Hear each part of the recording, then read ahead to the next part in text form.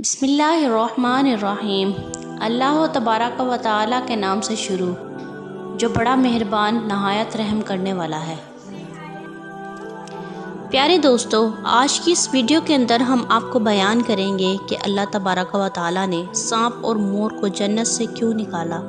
ان دونوں نے ایسا کون سا گناہ کیا تھا کہ اللہ پاک نے ان کو جنت سے نکال دیا اور ان کو بدصورت بنا کر زمین پر نازل کر دیا، اور چھپکلی نے ایسا کون سا گناہ کیا تھا کہ حضور پاک صلی اللہ علیہ وسلم نے اس کو قتل کرنے کا فرمایا۔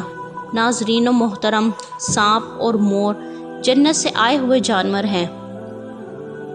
جنت میں گھومنے پھرنے اور کھانے پینے کو بہت کچھ تھا، لیکن جنت میں اکیلے اور تنہا ہونے کی وجہ سے حضرت آدم علیہ السلام اداس رہتے تھے، تو اللہ تبارک و تعالی نے حضرت آدم کی بائیں پسلی سے بی بی حوا کو پیدا کیا، اور یوں حضرت آدم علیہ السلام بی بی حوا کے ساتھ پا کر بہت خوش ہوئے، اور وہ دونوں جنت میں خوش رہنے لگے۔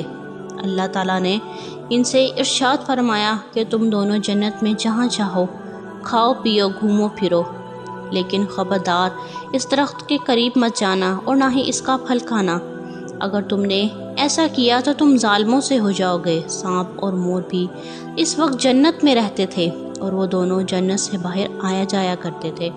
اس وقت سانپ کے پیر بھی تھے، اور سانپ کے منہ سے عبرت کی بہت اچھی خوشبو آتی تھی، اور مور آج جتنا خوبصورت دکھائی دیتا ہے وہ اس سے بھی کہیں زیادہ خوبصورت ہوا کرتا تھا۔ جب وہ جنت میں رہتا تھا تب مور کے پاؤں بھی بہت خوبصورت ہوتے تھے۔ ایک دن دونوں جنت کے باہر آئے تو ان کی ملاقات شیطان سے ہوئی۔ شیطان نے ان دونوں سے کہا، مجھے بھی اپنے ساتھ جنت میں لے چلو۔ ان دونوں نے جواب میں کہا کہ ہمیں اللہ پاک کا خوف ہے اور اس بات کا ڈر ہے کہ تمہیں اپنے ساتھ جنت میں لے جاتے ہوئے کوئی دیکھ نہ لے، اس لیے ہم تمہیں اپنے ساتھ جنت میں نہیں لے کے جا سکتے۔ اس پر شیطان نے اپنے دوستی کا واسطہ دیا کہ ہم جنت میں ساتھ رہتے تھے، مجھے بھی جنت میں لے چلو۔ مور نہ مانا، لیکن شیطان نے اس کو دائمی زندگی کے خواب دکھائے، جس پر سانپ مان گیا، اور سانپ نے شیطان کو مشورہ دیا کہ تم میرے منہ میں بیٹھ جاؤ، میں تمہیں جنت میں جا کر اگل دوں گا، اور اس طرح تمہیں کوئی دیکھ بھی نہ سکے گا۔ بہرحال ناظرین اور محترم، سانپ نے شیطان کو منہ میں بٹھا لیا اور جنت میں جا کر اگل دیا۔ اس طرح شیطان دوبارہ جنت میں داخل ہونے میں کامیاب ہو گیا۔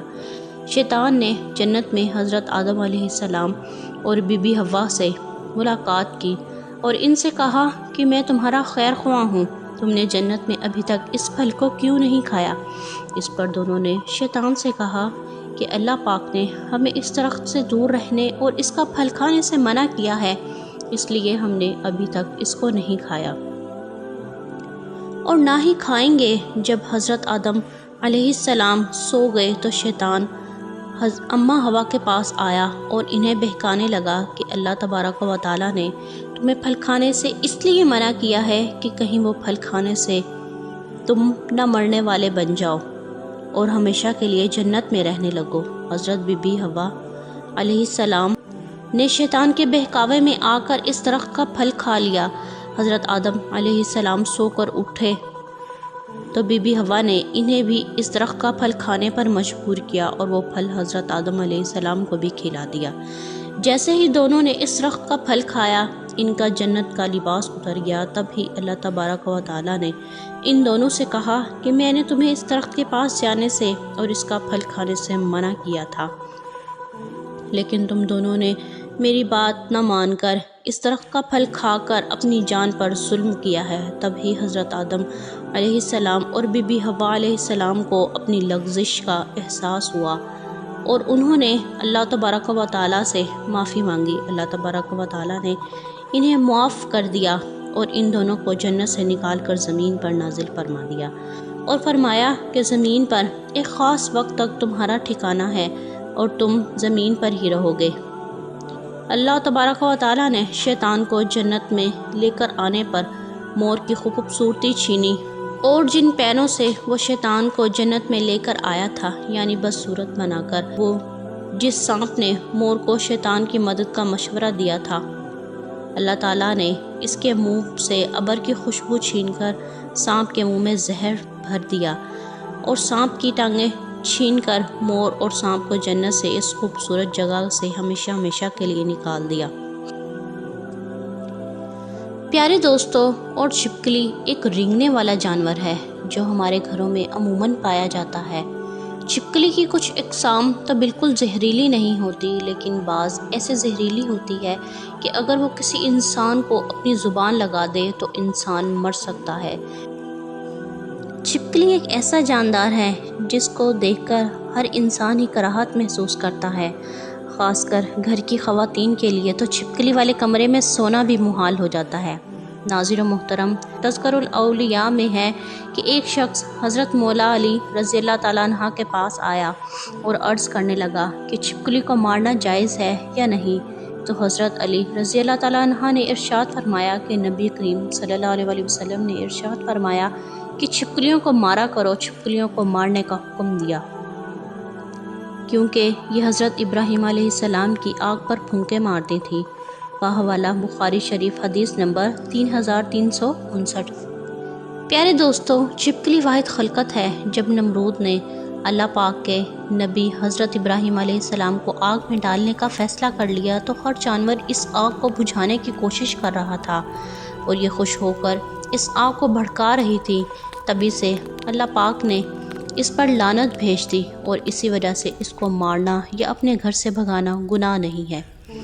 اور حضرت مولا علی رضی اللہ تعالیٰ عنہ نے ارشاد فرمایا، کیا اس زمین پر کچھ مخلوقات ایسی ہیں جو انسان سے نہ خوش ہیں، اور انہوں نے شیطان سے وعدہ کیا ہوا ہے کہ وہ انسان کو ہر طرح سے نقصان دیں گی۔ انہی میں سے ایک چھپکلی اور اس کے خاندان سے جڑی مخلوقات ہیں۔ حضرت آدم علیہ السلام کی خلقت سے لاکھوں سال پہلے اس زمین پر چھپکلی کا خاندان کثیر تعداد میں بستا تھا، اور وہ دن بدن بہت زیادہ بڑا ہونے لگا اور یہاں تک کہ زمین کو دوزخ کی مثل بنا دیا۔ انہوں نے زمین پر اتنا ظلم کیا کہ اللہ پاک نے زمین پر عذاب نازل کر دیا اور اس نسل کو ختم کر دیا، سوائے کچھ کے صرف وہ بچے جو بہت چھوٹے تھے وہ زمینوں اور غاروں اور پانی میں چھپ گئے۔ جیسے جیسے وقت گزرتا رہا وہ بغض اور حسد اپنے وجود میں بے انتہا رکھتے رہے، یہاں تک کہ حضرت آدم علیہ السلام کا زمانہ آ پہنچا تو شیطان نے اس خلقت کو وجود میں یہ بات ڈال دی کہ تمہاری نسل کو حضرت آدم علیہ السلام کے لیے ختم کیا گیا ہے۔ تبھی سے اس نسل کی مخلوقات انسان سے نفرت کرتی ہے اور کوشش کرتی ہے کہ انسان کو نقصان پہنچایا جائے۔ چنانچہ حضور اکرم صلی اللہ علیہ وسلم کی بہت سی احادیث میں چھپکلی کو مارنے کا حکم ہے۔